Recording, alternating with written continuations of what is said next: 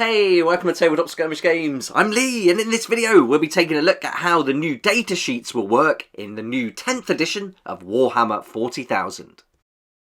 We're getting lots of Warhammer 40,000 news today, with not just the anatomy of the new data sheet, but also two new border patrols, the final two from the range, and I covered that in a video earlier this morning. And we also got to see a brand new Space Marine Lieutenant, and I'll be covering that in this video as well. So we're going to have a look at the new Lieutenant first, real quick, go through some of the key points of this new model, and perhaps hint into what we can expect from 10th edition, and then we'll have a look at the anatomy of the data sheet, breaking down exactly how all the stats and characteristics are going to work.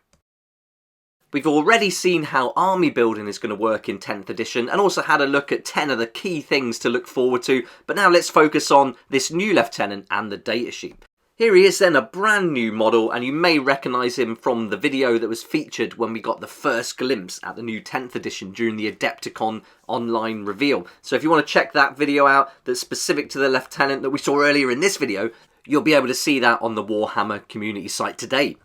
Lots going on here, heavily themed around this conflict between the Tyranids, which I think is pretty cool. I can't wait for this new box set to come out and see exactly what new miniatures we're going to get. But we've got one already, so this is awesome. New Lieutenant, and he's an expert assassin, and he specialises in going behind enemy lines, gathering intelligence, getting into the mind of the enemy, and carrying out some guerrilla warfare style tactics.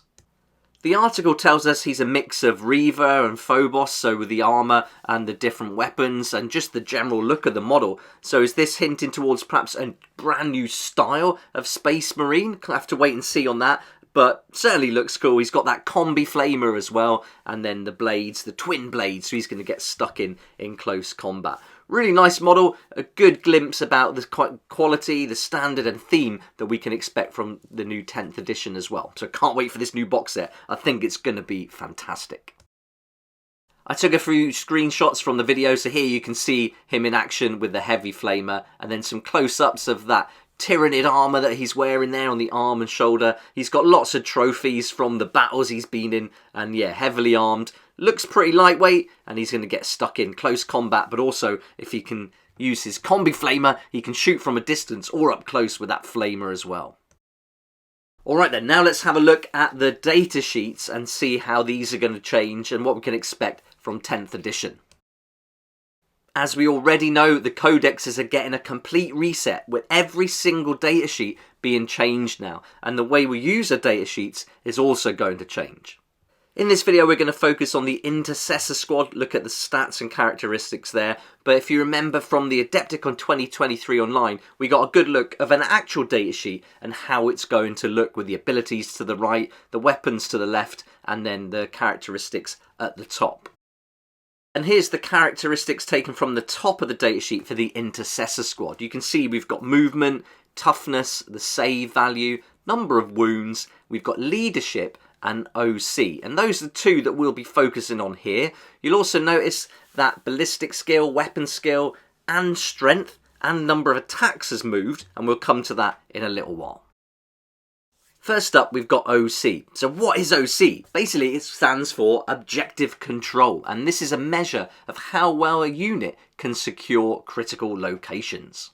The article tells us that in the new edition, each model will have an OC characteristic, and this will help to determine who controls an objective, and you simply count up the total OC of all models within range. I really like this, nice and simple. It's going to be very easy to determine who's got the objectives. We don't have to worry about OBSEC anymore. That's gone now, that's going to be removed from the game. So a very simple, quick and easy way to determine who's going to control the objective, and then you can think that through before you move certain units and put them in different positions. So this is really going to help with the tactics of the game, I think.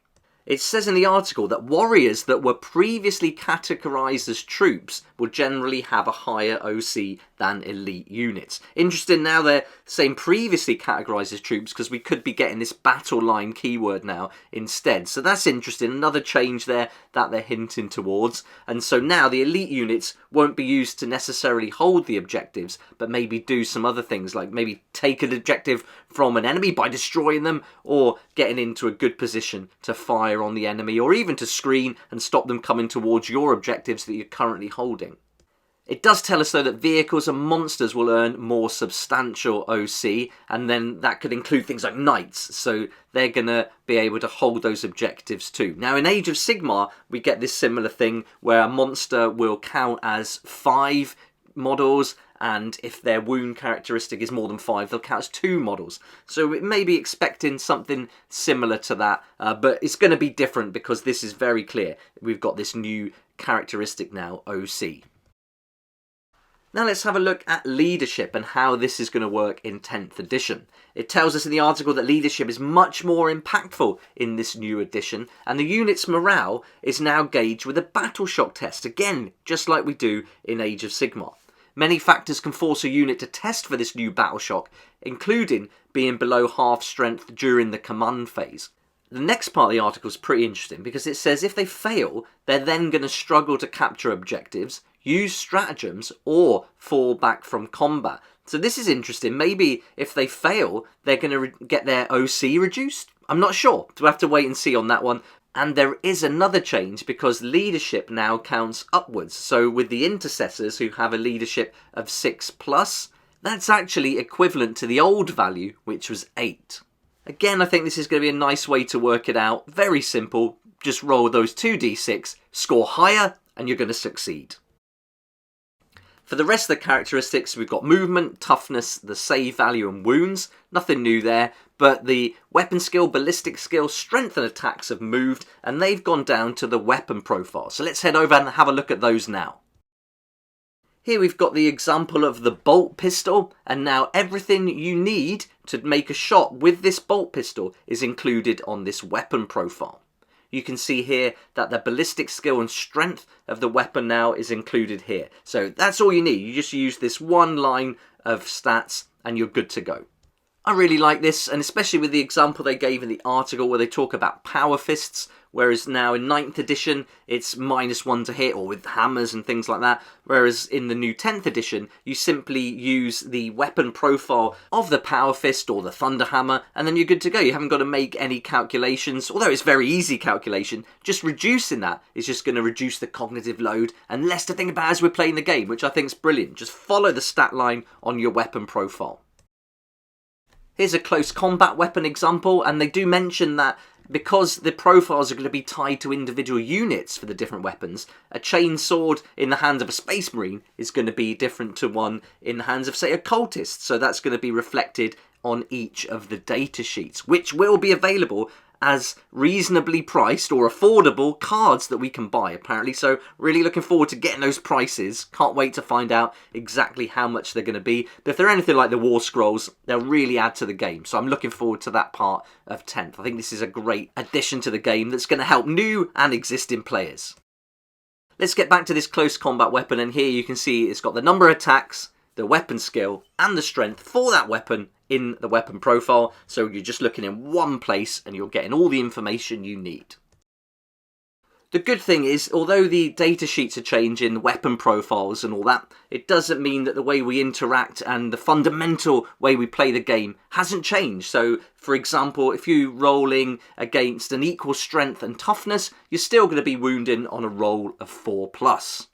That's really good, so we can now focus on our datasheet, get all the information about what the weapons can do, all the core abilities of that unit from there, but the way we play is still going to be the same. So this is just reducing little bits of information that we don't necessarily need, making it a lot smoother. So this is where that whole simplified but simple doesn't come in. They're cutting out little bits that we don't need, but still staying true to the way the game plays. So this is looking promising. They do tell us at the end of the article that we're going to find out more about weapon rules in an upcoming article, so look out for that soon. Also, we're going to see the data sheets for vehicles that it says in the coming weeks. So I think we've got loads to look forward to as the weeks unfold leading up to the release of 10th, and I'll be covering everything here on the channel, keeping you up to date with all the news. Thanks so much for watching the video. Hope you enjoyed it, and hopefully it was helpful and giving you a good idea what you can expect from the new 10th edition data sheets. Let me know what you think about the changes in the comments section down below. Be great to hear your thoughts and opinions. But for now, thanks for watching. If you liked the video, please hit the like button, subscribe for more videos like this one, and I look forward to seeing you here next time on Tabletop Skirmish Games. A massive thank you to my Patreon supporters for helping me keep going with these daily videos and keeping you up to date with all the news for this new edition of Warhammer 40,000. If you'd like to join the Patreon to support the channel and help me make even more videos, then I'll put a link in the description down below. It'll be great to see you there.